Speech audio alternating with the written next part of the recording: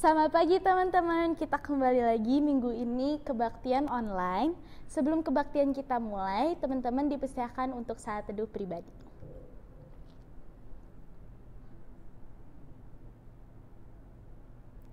Selamat pagi Tuhan, terima kasih untuk segala berkat yang telah Kau limpahkan kepada kami.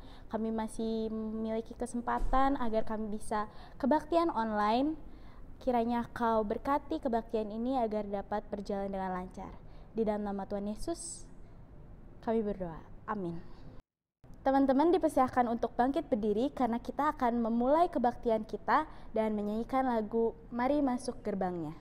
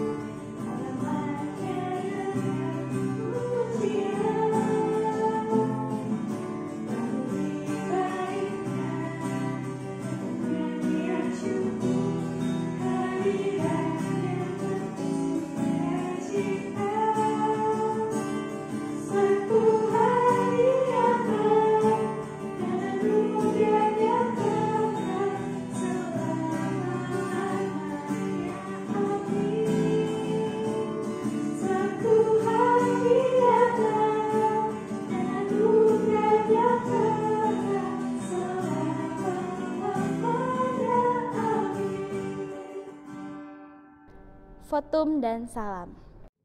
Kebaktian ini berlangsung di dalam nama Allah Bapa, Anak, dan Roh Kudus, sumber kebahagiaan sejati yang ke dalam persekutuan dan karyanya kita persembahkan hidup kita. Amin.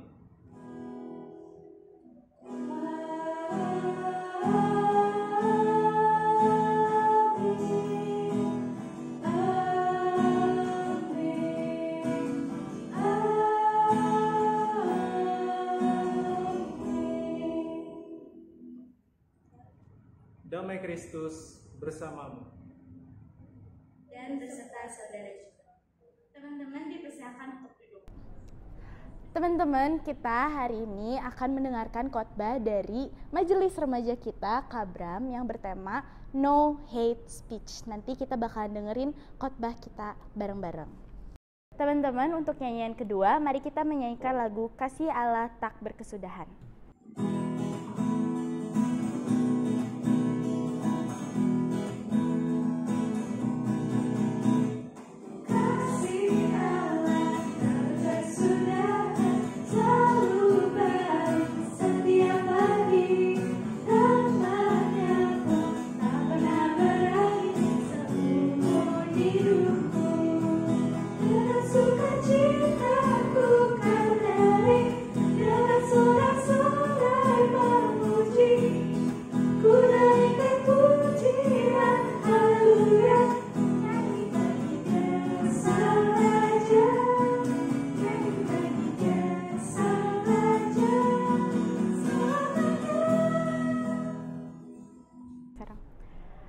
Teman-teman, pasti dalam seminggu ini kita semua udah melakukan dosa. Teman-teman dipersilakan untuk mengakui dosanya dalam doa pribadi.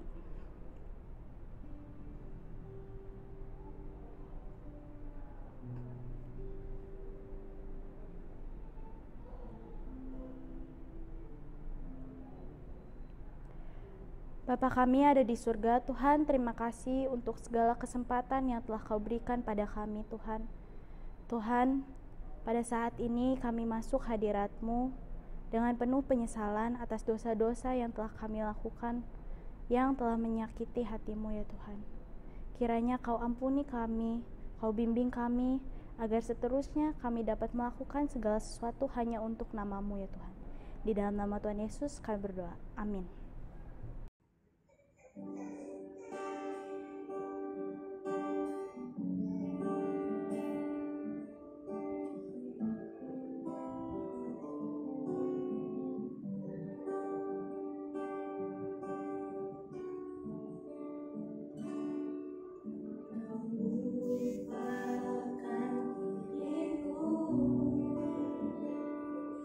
Kau ingatku adalah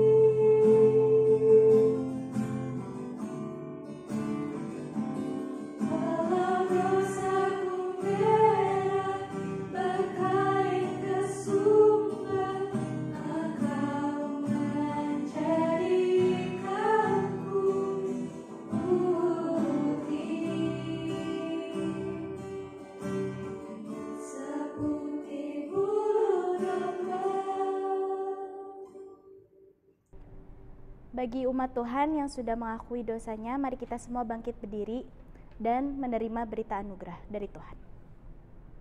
Berita anugerah kita diambil dari Yesaya 44 ayat 22 yang berbunyi, "Beginilah firman Tuhan yang menjadikan engkau, yang membentuk engkau sejak dari kandungan dan yang menolong engkau. Janganlah takut hai hambaku Yakub dan hai Yesyurun yang telah kupilih." Demikianlah berita anugerah dari Tuhan. Marilah kita menyatakan damai kita dengan saling mengucapkan salam damai dari jauh, dengan kedua telapak tangan disatukan di dada dan saling mengangguk. Sebelum kita masuk dalam firman Tuhan, mari kita menyanyikan lagu "Ku Nyanyikan Kasih Setia Tuhan".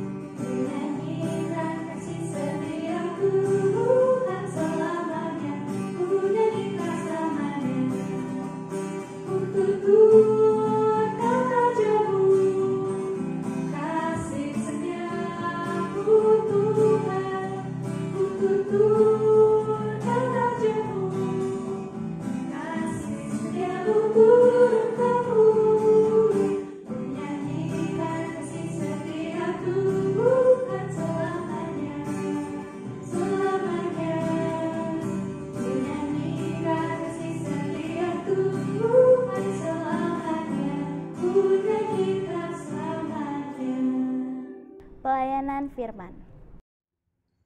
Teman-teman remaja pemuda, mari kita bersatu hati masuk ke dalam doa pelayanan firman. Ya Allah, kami sungguh mengucap syukur kalau kami saat ini masih boleh beribadah. Dan pada saat ini kami hendak merenungkan sebagian dari firman Tuhan. Kuasailah diri kami, berikan kami konsentrasi yang baik.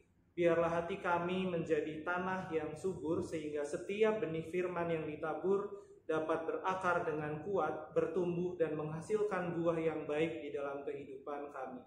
Kami berdoa di dalam nama Tuhan Yesus Kristus, Tuhan dan Juru Selamat kami. Amin. Pada pagi hari ini, bacaan kita ambil dari Kolose pasal 3, ayat 8 hingga 15. Saya akan bacakan bagi kita sekalian. Kolose 3 ayat 8 sampai 15. Tetapi sekarang buanglah semuanya ini, yaitu marah, geram, kejahatan, fitnah, dan kata-kata kotor yang keluar dari mulutmu. Jangan lagi kamu saling mendustai, karena kamu telah menanggalkan manusia lama serta kelakuannya, dan telah mengenakan manusia baru yang terus-menerus diperbaharui untuk memperoleh pengetahuan yang benar menurut gambar Khaliknya. Dalam hal ini, tiada lagi orang Yunani atau orang Yahudi, orang bersunat atau orang tak bersunat, orang barbar atau orang Skit, budak atau orang merdeka, tetapi Kristus adalah semua dan di dalam segala sesuatu.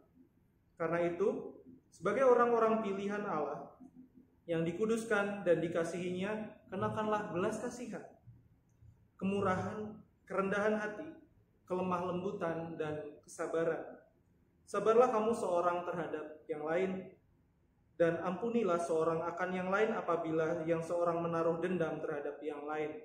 Sama seperti Tuhan telah mengampuni kamu, kamu perbuat jugalah demikian. Dan di atas semuanya itu kenakanlah kasih sebagai pengikat yang mempersatukan dan menyempurnakan.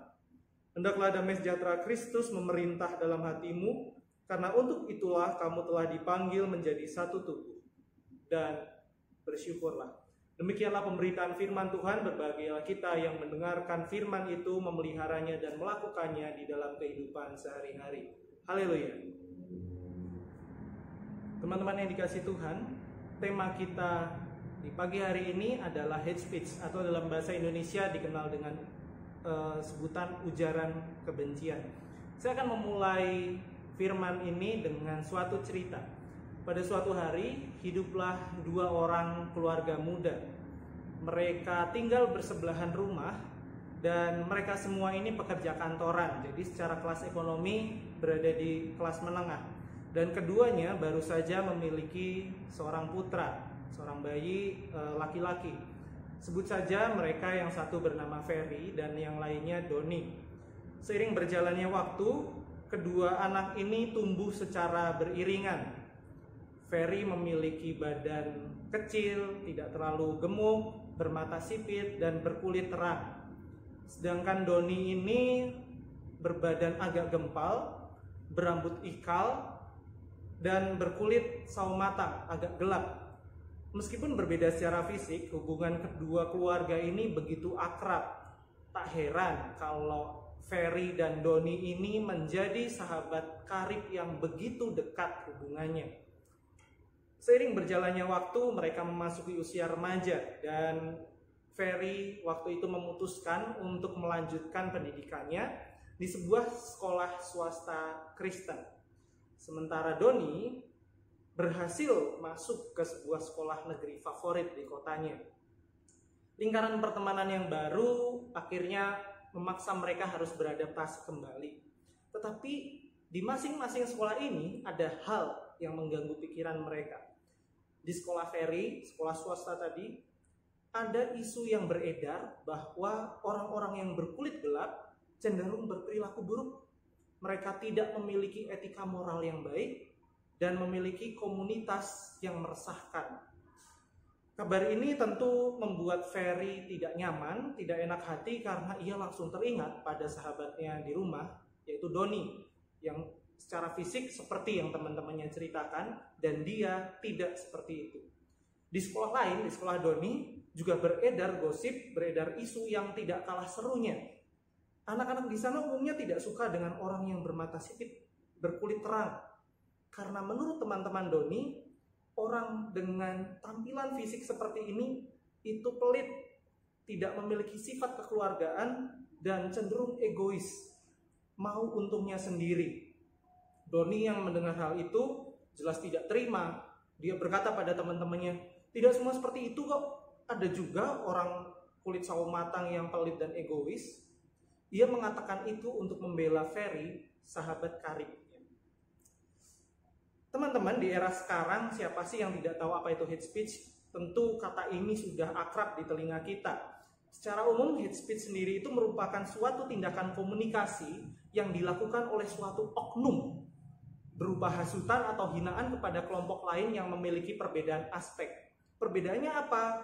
Bisa ras, bisa warna kulit, etnis, gender, disabilitas, orientasi seksual, bahkan kewarganegaraan, agama, dan lain sebagainya. Ujaran kebencian ini tidak hanya dilakukan di media sosial, tetapi sebenarnya juga terjadi di dunia nyata, di tengah pergaulan kita. Bahkan mungkin sudah masuk ke dalam kehidupan kita secara tidak sadar dalam bentuk candaan. Contohnya seperti apa? Misalnya, seringkali ada teman kita yang sedang mencari-cari barang, padahal barang itu ada di dekat dia. Maka kadang-kadang candaan kita itu berupa apa? Dasar buta lo, pakai mata dong kalau lihat. Kadang seperti itu. Itu adalah ujaran kebencian. Mengapa? Karena mempermainkan kaum disabilitas, merendahkan kaum disabilitas yang tidak memiliki daya penglihatan yang baik. Dan selain itu, contoh lain, misal kita di dalam sebuah kepanitiaan gitu di kampus, ada orang yang jago sekali menggalang dana dalam penyelenggaraan acara dengan cara berjualan sesuatu. Ada aja yang bilang, situ aja tuh jago, dasar Cina emang apa-apa bisa jadi untung. Perkataan seperti ini ujaran kebencian karena jelas ada unsur rasisme di sana.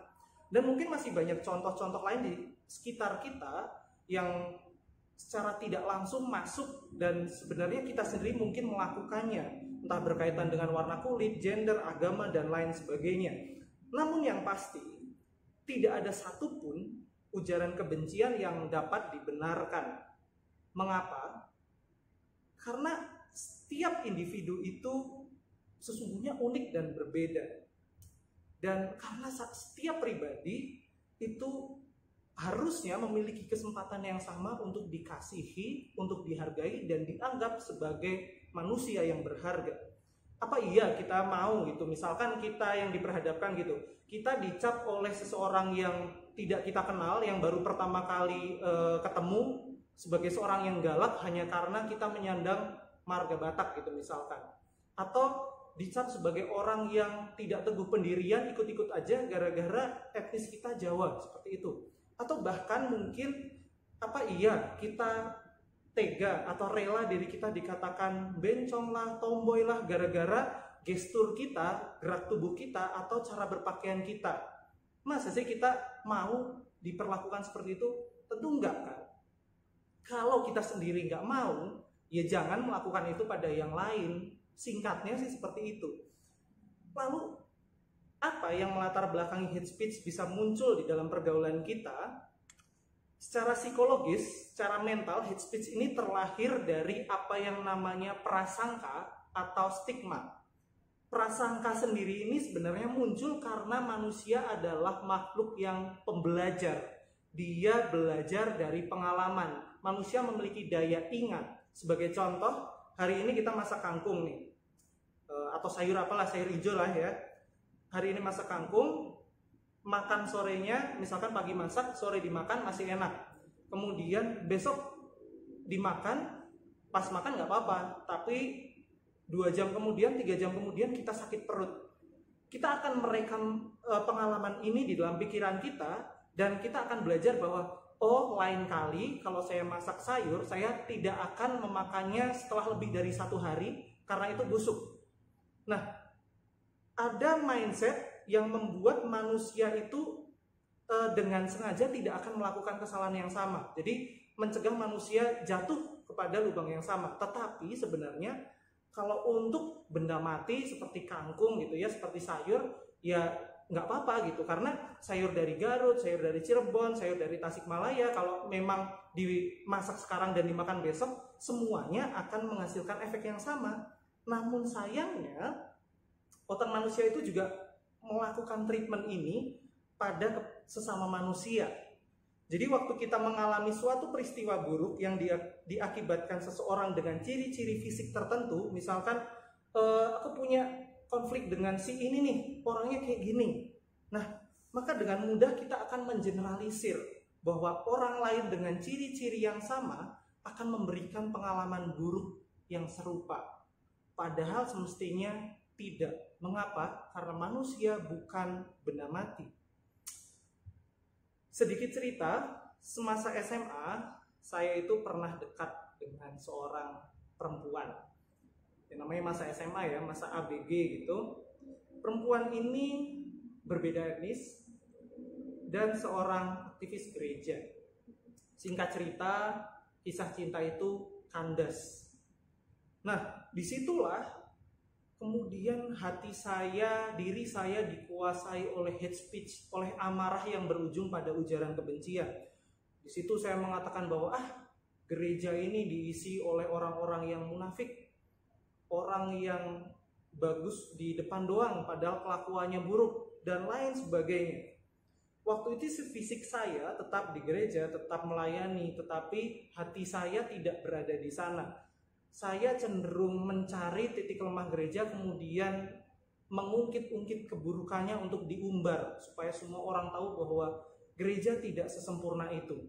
Ya memang gereja tidak sesempurna itu, tetapi sebenarnya kebencian ini disebabkan bukan karena gereja yang buruk, karena saya mengalami pengalaman buruk dengan satu orang.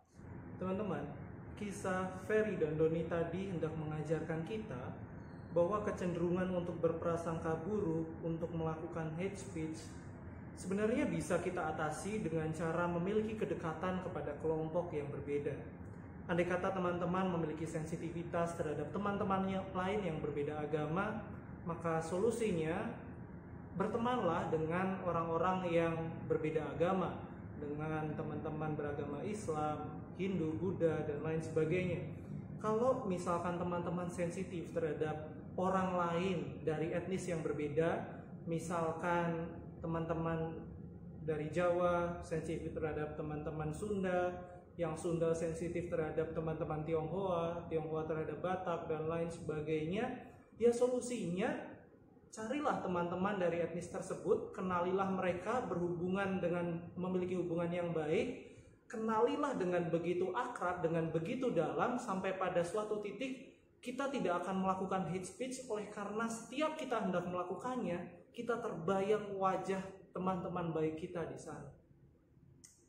Seandainya sekarang kita sudah mampu mengontrol diri kita, Kak, terus gimana kalau kita yang jadi korban, kita diejek, kita dilecehkan, direndahkan, apa yang harus kita lakukan?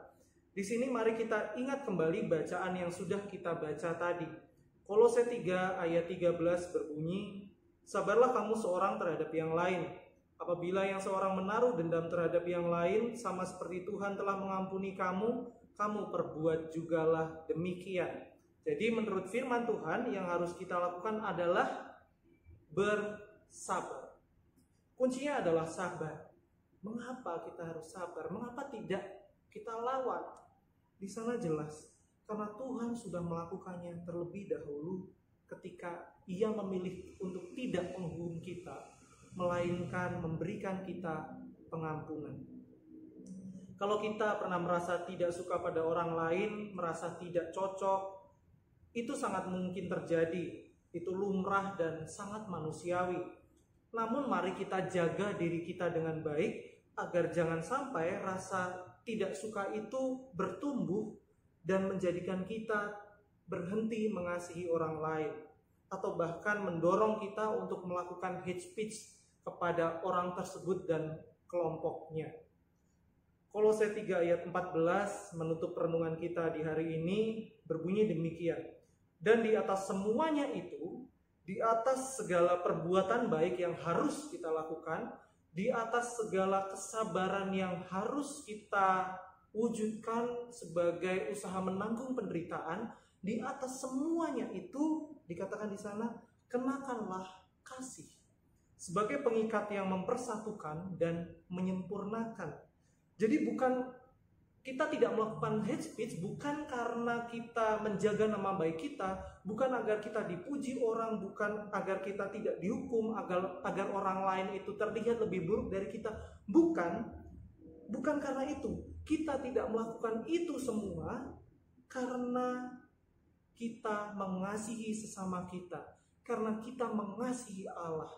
Oleh sebab Allah di dalam diri putranya, Tuhan kita Yesus Kristus, telah mendamaikan kita, telah memberikan penebusan dan pengampunannya bagi diri kita terlebih dahulu.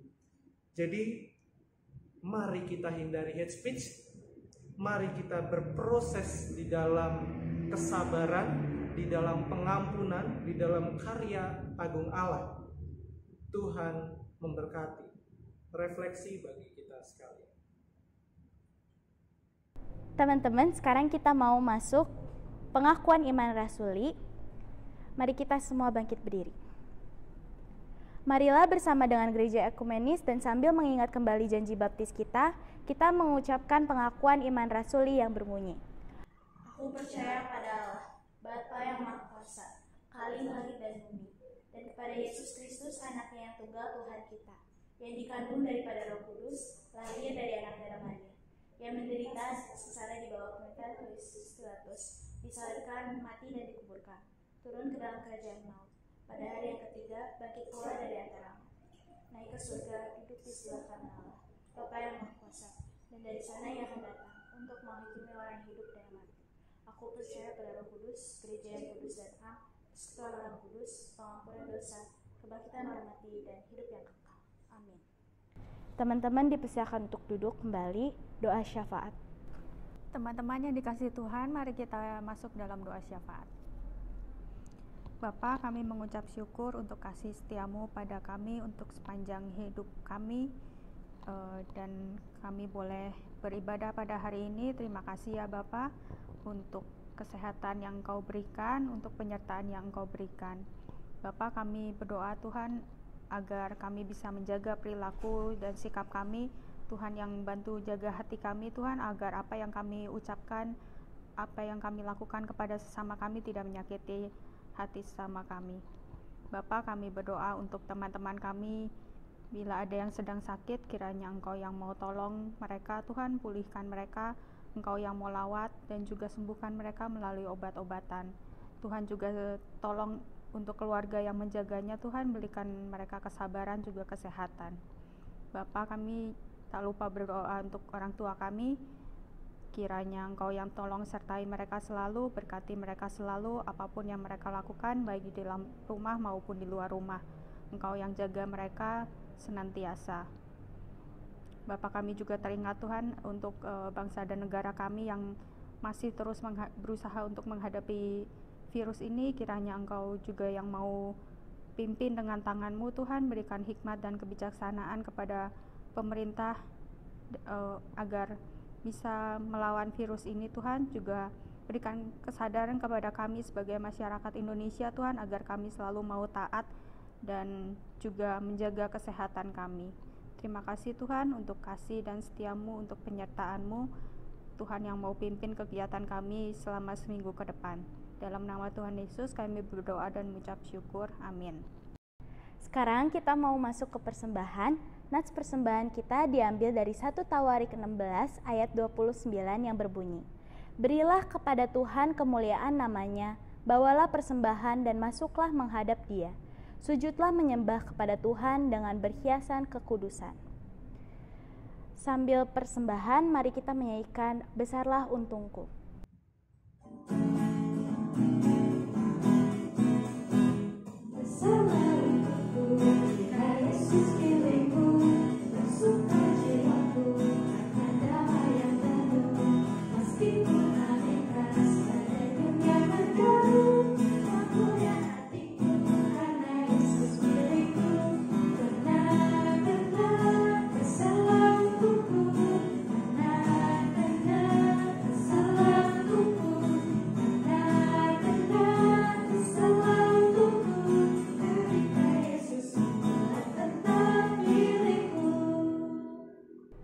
Teman-teman diundang untuk bangkit berdiri.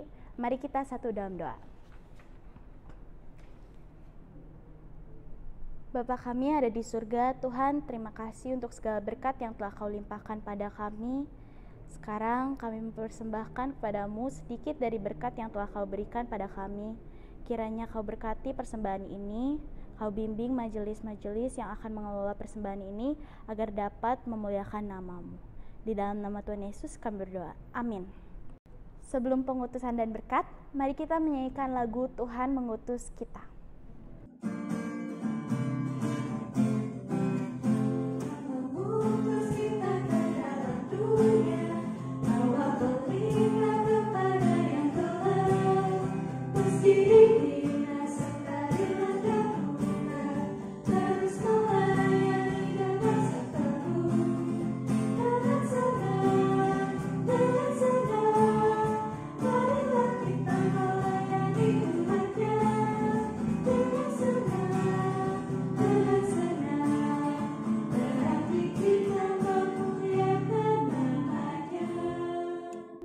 Pengutusan dan berkat. Arahkanlah hatimu kepada Tuhan. Kami mengarahkan hati kami kepada Tuhan. Jadilah saksi Kristus. Syukur kepada Allah. Terpujilah Tuhan. Kini dan selamanya. Kini pulanglah dan marilah kita memohon berkat Tuhan. Tuhan memberkati kita dan melindungi kita. Tuhan menyinari kita dengan wajah-Nya dan memberi kita kasih karunia. Tuhan menghadapkan wajah-Nya kepada kita dan memberi kita damai sejahtera. Haleluya.